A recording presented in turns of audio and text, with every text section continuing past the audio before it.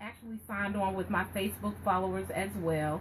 But one of my goals for 2017 was to broadcast on a third platform.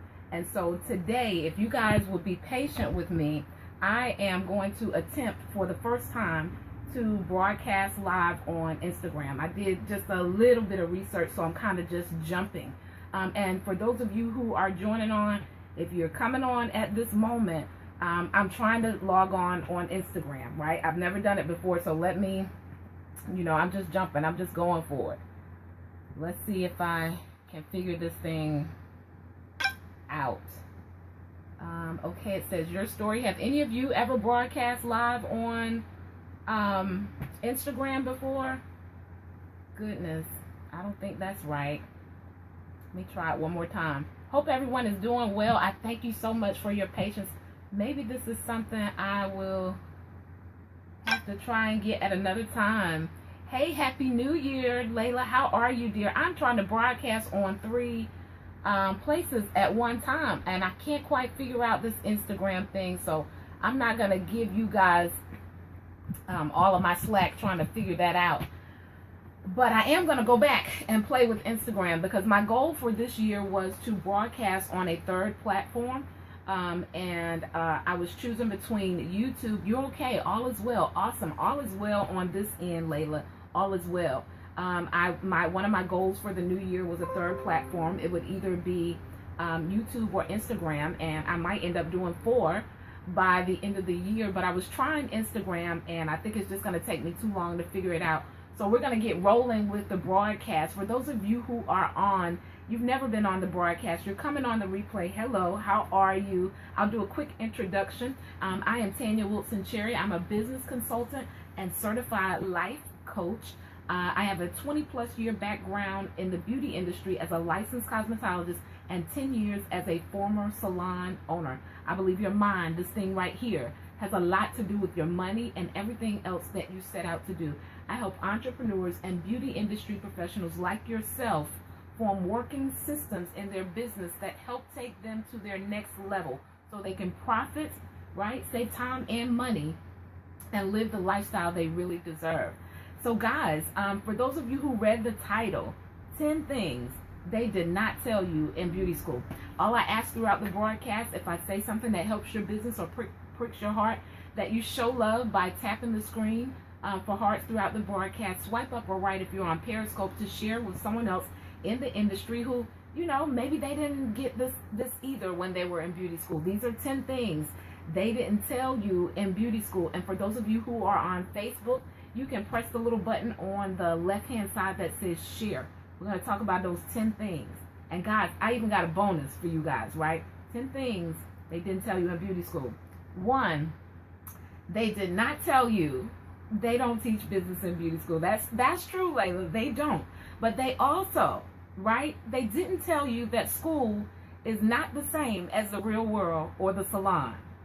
They didn't tell you that school is not the same thing as the real world or the salon. In beauty school, you're giving your customers, right? The customers are already coming into the beauty school. You don't really have to go and try and find customers or market for customers or anything of that nature. And so while you're in school, you can kind of be fooled into thinking that, okay, I've got my license, let's go do hair, right? But they don't tell you that it's completely different. Fortunately, I was told that, and they told the truth. It's so different in the salon and the school. Absolutely. But I see so many entrepreneurs, Layla, who are coming out of school who have great expectations for the industry that they're in, and rightfully so, but they don't understand that it doesn't happen as soon as you walk out the door, right?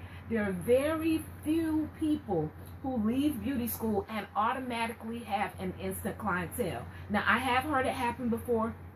I was fortunate enough to go and work in a salon where there was just an excess of clients, right, immediately when I left beauty school. But working with entrepreneurs and having been in the industry for 20 plus years, I realized that most of their expectations are different, right? Because of what they experienced in school and the inexperience for the salon.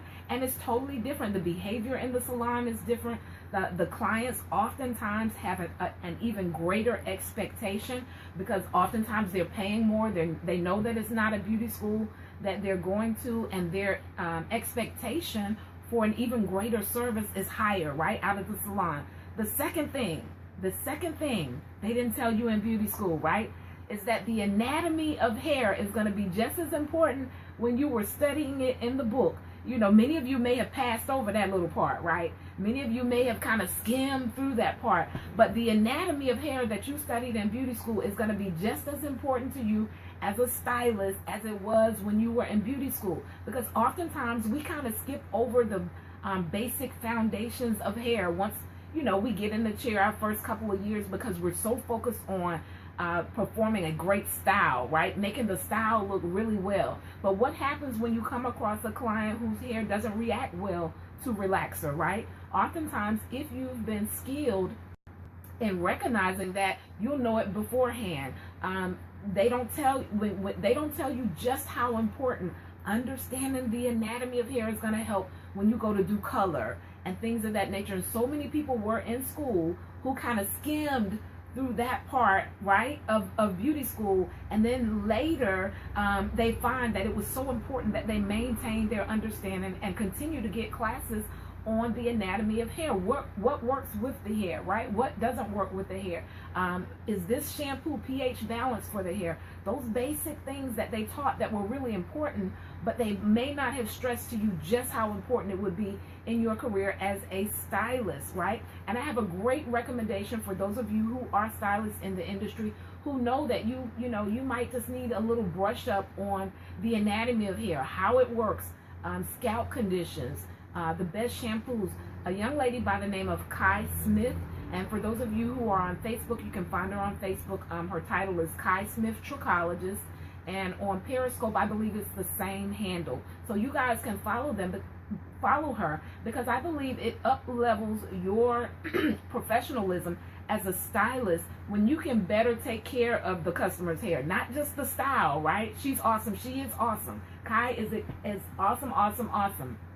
So guys, I believe that it's important, just as important, right, to help the client hold on to their hair as it is to be able to style it, especially in today's times. You guys connecting with Kai will help you, because many clients have alopecia issues and hair loss issues from different things. That it may be something internal that was going on, or from weaves or different things that they've been wearing and haven't been protecting the hair properly. So I suggest that you guys follow her. She's actually on Facebook and Periscope, but they didn't tell you just how important that thing was.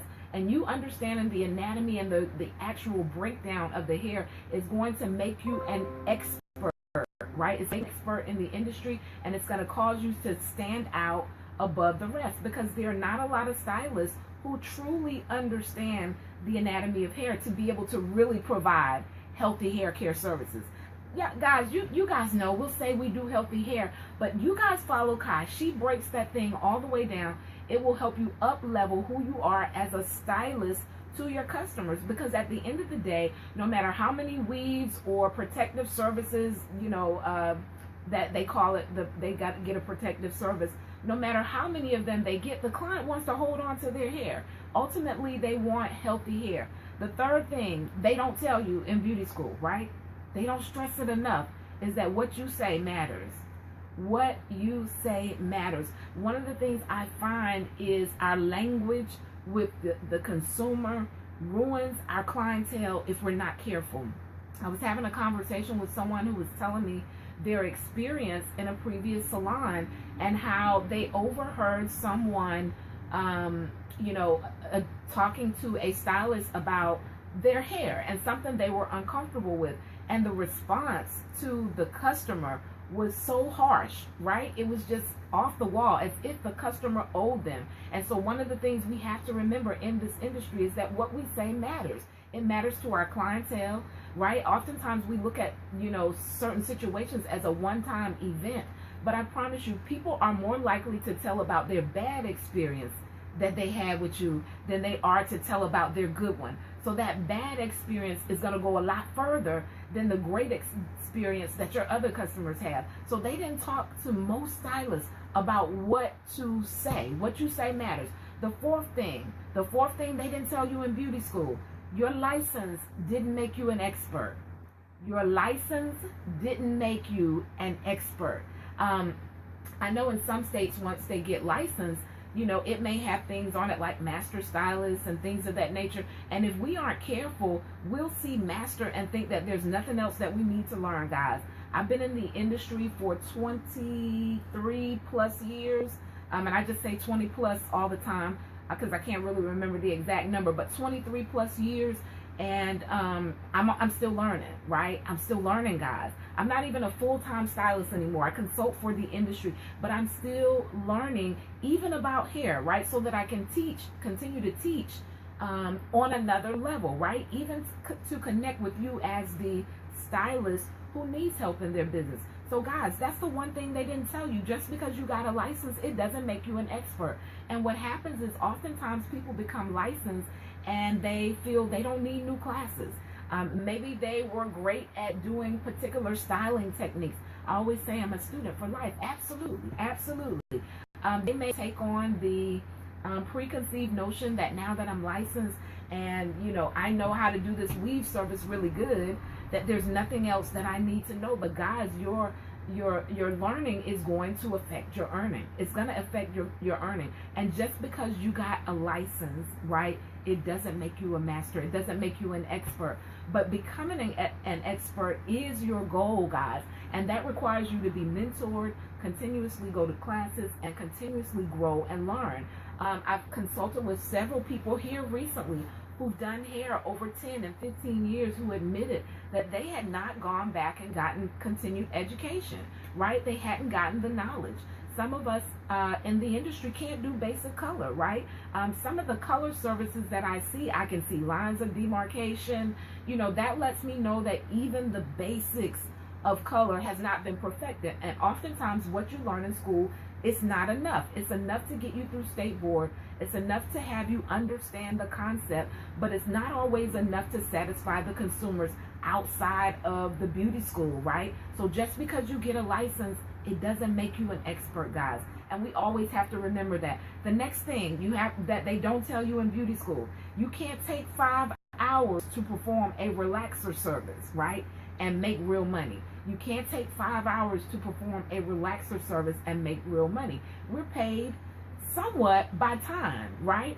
And if you don't learn to maximize your time, if you don't understand what power booking is, if you don't understand how to work effectively, right? Effectively within a certain amount of time, you're going to lose clients. You're about to take a back to basics class. One-on-one, hands-on, absolutely. I suggest everyone at some point in their career go back and take a back to basics class, because what happens, you know, most of the time when we leave hair school, and it's been so long for me, we do have 1 or 2 things that we did, you know, fairly well when we were in hair school. Hey, sister to sister, how are you, darling? How are you, dear? It's so good to see you on the broadcast. You know, oftentimes, you know, we get in the industry, and when we leave beauty school, there are 1 or 2 things. Awesome, glad to see you're doing well, that we do really well, right? And so we can take for granted that we've mastered it when we leave beauty school. And guys, that's not the case. There are people who are doing amazing things, guys, right? So you can't take 5 hours to perform a relaxer service. Hardly any service is there out there that you can take 5 hours to perform the service, one, and satisfy the customer. They're going to get tired, right? You know, it's not the same as beauty school. You don't have anyone standing over you. The clients don't understand because it's school. They're paying real money and they want to be seen and serviced within a timely manner, right? And they want to be up out of your chair, right? And so your timing is going to make a huge difference. They don't tell you can't take all day to service a client and build a proper clientele. One, that you make money, right? Because if you're taking 5 hours to perform, you know, a relaxer service, that may mean that you can only fit a relaxer service and a shampoo style in a day. And you can't make a lucrative career, you know, if that's all your day is consistent of. So time management, perfecting your skill to the point where you're efficient and fast is going to make a huge difference when you leave the beauty school and you get in the chair. And some people are still operating off of the principle that I can just take my time. And some of the taking your time is not necessarily consists of how long it takes you to do the service. Hey there, how are you? Who is that? Pepsi, thank you for joining. But some of the time that you're taking, that's taking a long time, right? It's because you might be on your cell phone. I'm just keeping it 100, guys, right? You may sit your client down and then go outside, and talk to a friend or things of that client. You can't flow like that and make real money and produce a lucrative business in the beauty industry if you're not focusing on your time. You have to maximize your time, right? And be efficient in what you're doing. The next thing, right? The next thing they didn't tell you in beauty school, guys. I thank you for joining. Guys, quick introduction, new people joining. I'm Tanya Wilson-Cherry. I'm a business consultant and certified life coach. I have a 20-plus year background as a licensed cosmetologist in the beauty industry and 10 years as a former salon owner. I teach entrepreneurs and beauty industry professionals like yourself how to form working systems in their business that get them unstuck and help them go to the next level and profit, right? Save time and money so they can live the lifestyle that they love. And we're doing 10 things they didn't tell you in beauty school. 10 things they didn't tell you in beauty school. And this one right here is probably, times have changed. I haven't been to school in quite some time, but I know that the focus in beauty school is normally on working behind the chair. How many of you know that most stylists, when they went to school, their only goal was to be able to work behind a chair and do hair? If they had a goal that went further than that, it may have been to open a salon, right? It may have been to open a salon. It may be a little different now because we have social media and people in the industry are understanding that they can do different things in their career. But oftentimes when you're in beauty school, they don't give you this list right here. They don't say, well, now that you're a licensed cosmetologist, you can also become a platform artist.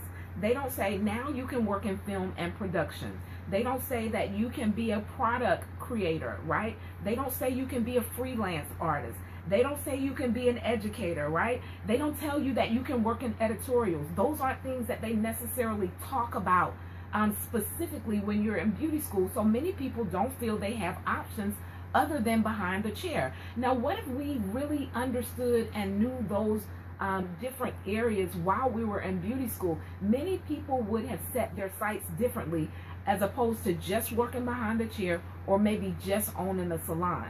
And guys, I'm speaking personally, right? When I went to beauty school, I didn't understand that there were so many different avenues that my license would allow me to teach. I went back and became an educator. It took me 6 months. I enjoy it, absolutely. And see, the thing is, we've been in it 10 or 15 years before we get some of those aha moments that we can actually do different things in our career. Whereas if we were taught those things early on or had someone mentoring us in those areas, we could have set our vision for that particular thing and we would have headed in another direction, right? So that's one thing that the beauty school doesn't tell you when you're in school. They don't tell you all the different angles and avenues and options that you have with your license, right? It takes you forever. You get in the industry, and oftentimes going another route really comes from burnout, right? It doesn't come because you heard about this fabulous other aspect of your career. You're actually burned out and you're looking for other options. But the beauty school doesn't tell you that there's so many different things that you can do with your license, guys. Remember, I named maybe 5: a platform artist, freelance artist, film and production, editorial. You can work for magazines. You can be an educator, a product developer. There's so many different things that you can do within your license, within your career, other than just behind the chair, guys. And they don't stress that in beauty school. The next thing that they don't teach in beauty school, right? They don't teach it thoroughly. I feel it needs to be like an entire section on work ethics. Y'all tap the screen for me. I feel like it needs to be an entire, like just a whole semester on work ethics. Because irregardless of how well you can style hair, right? If you don't have the work ethics, it's not going to make a difference, right? If you don't know that you got to be to work regardless of what you have going on, if you schedule something with your client, if you don't know that you have to be on time and available, you won't grow your clientele, right? Or people may come to you for a while, but eventually they'll fall off.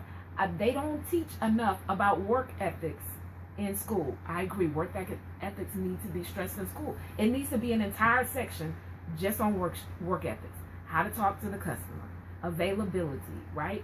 What we need to be able to do while we're using the customer's time, right? How to speak to the customer, being on time and available. Those things need to be stressed, and then they need to tell them, when you don't do these things, this is what happens, right? So they don't teach enough on work ethics in beauty school. The next thing they don't teach you is how to market and get clients. How to market and get clients. And I understand beauty school is in their niche, right? They are not necessarily supposed to teach you how to do business, right?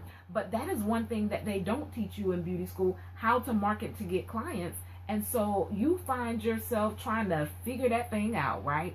Trying to figure it out over time, right? You may find a course, or you may take a class, or you may just happen to fall upon a system that you're doing that's allowing you to continuously bring customers in, but they don't teach you how to market to get clients. And guys, you guys know I say it all the time, a business that doesn't market doesn't grow. A business that does not market does not grow. The next thing they don't teach you guys in hair school, right? You can't pay bills only doing your family's hair or free hair. You cannot pay your bills only doing your family's hair or free hair. Because oftentimes as a beauty school student, you know, the people that you practice on are your family members. You know, they might slide you $10, $20 here or there. You know what I'm saying? And in the beginning, they may be your customers, right? But you guys know none of us have enough family members who are willing to come and sit in our chair that is going to accumulate enough income to pay the bills. Y'all don't hear me. Now, I heard Sister to Sister say a great technique that she does. She has one day set out where family members are able to come in and get their hair done. Because if not, you'll find yourself only doing family. They'll take up some of the busiest times where you're expecting to get the greatest amount of money from consumers who are willing to pay you full price, right? They'll take up those slots. So one of the things we did at the salon, I would have the staff members to write down who their mom was, her name, and all of those things on the first day, right? And so we had a list of, you know, who they considered their guardian or mother, and they were allowed to get free services on specific days, right? Because, you know, everybody say 5 people, you know, they got 5 people that they call mama, right? And I realized that if, as an owner, you know, I didn't take a stand to actually help the staff out, because yes, you know, we all got about 5 people we call mama, right? And so, you know, they were asked to put down who is your guardian or mother or the person that you would like to receive free services. And this is the day of the week that they can come. Because I realize oftentimes when a new person or someone who's only been doing hair for a few years, their family is coming to them often and they're wanting discounts and they're wanting breaks. And that person's not going to make enough, right, to make it off of basically just doing their friends and family. And guys, this should let you guys know that if you know you don't have enough family members, right, to make a living from doing their hair, you should also know that that means you have to begin to market your services to people other than your family and friends, right? You got to market your services to people other than the people that you know all the time, right? So the next thing, let's see, did I skip one? That was number 9. Number 10, if you don't work, you don't eat. They didn't really tell you that in beauty school. Now, some of you may go and work for a corporation somewhere like, I don't even know, the like JCPenney's, or I'm trying to think of some of the franchises that do hair, but JCPenney's, Walmart, they have those type of organizations. Now you go there, right, then they pay you on the clock. But guys, for those of us who are independent contractors, booth rents, you own your own salon or your own salon suite, if you don't go to work, you don't eat, you don't get paid, right? There's no, you know, they didn't stress that, right? And so oftentimes people don't incorporate the fact that they may be sick, right? They may have a sick child or things of that nature. And during those first years, most of us have a really good run by like our 3rd, 4th, 5th year, and the money may just be coming in. And so I think if they stress the fact that if you don't work, you don't eat, we'll be more careful with how we're spending our money, right? We'll have money saved, right, for those times where we just can't make it to work. Because guys, if you don't go to work, you don't eat. It's just that simple. They didn't teach you that in beauty school. The last thing They didn't teach you guys in beauty school. They did not teach you how to sell. They did not teach you how to sell. And I know there are entrepreneurs who would like to think, I do hair, I don't sell anything, but you do. You sell if you are in business, right? If you're trying to get someone to come and get your service, you're a salesman, right? But not only do you have to be a salesman to the consumers who are looking to come and have their hair done, you have to be a salesman to your employees. You got to sell your business to the employees to make people even want to come work in with your company, right? You have to, if you're not doing it for your employees and you're looking to go get a job, you have to be able to sell yourself in order to get a position, right, at a salon. So they don't necessarily teach you how to be a salesman in beauty school, but I don't care what type of business you're in, you are selling. And many people have a hard time doing simple things like passing out their business card and letting the person know the value that they would receive from having services done with them. That's a salesman, guys. They don't teach you that in beauty school. So my suggestion to all of you, is to know that when you leave beauty school, it's a whole another ball game, right? The salon atmosphere is totally different. The expectations in a salon setting are totally different. Just because you're licensed, it does not make you an expert or a master. You may have been the it person in beauty school, but once you step out into that other arena, they really do have a hard time with marketing. Absolutely. Of course, we all know the best way to market is through referrals, right? Doing an excellent job, giving great customer service. But that's not always most people who are coming fresh out of beauty school, that opportunity isn't even there, right? You don't have the clients to refer you to someone else, right? And so one of the things you have to be able to understand is how to be a salesman, right? How do I sell my services so that people will want to come and allow me to do their hair? So those are things that we're missing, right, from beauty school that we didn't get. And if you find yourself in that position now, you need to connect with someone like me who can help you to market your services, right? Who can help you to understand your niche, your ideal customer, and your target market. One, so you'll know who to market to, right? Oftentimes when we first get out of school, we just want a client, right? We're not looking for a particular client. We just want a client in the chair who's willing to pay us for our services. But at some point, guys, you guys have to understand who is that customer that likes the experience that I give, my skill set and expertise, and the atmosphere that I'm in, right? That's how you guys are going to kind of begin to figure out who your target market is, so you'll know who to market to, guys.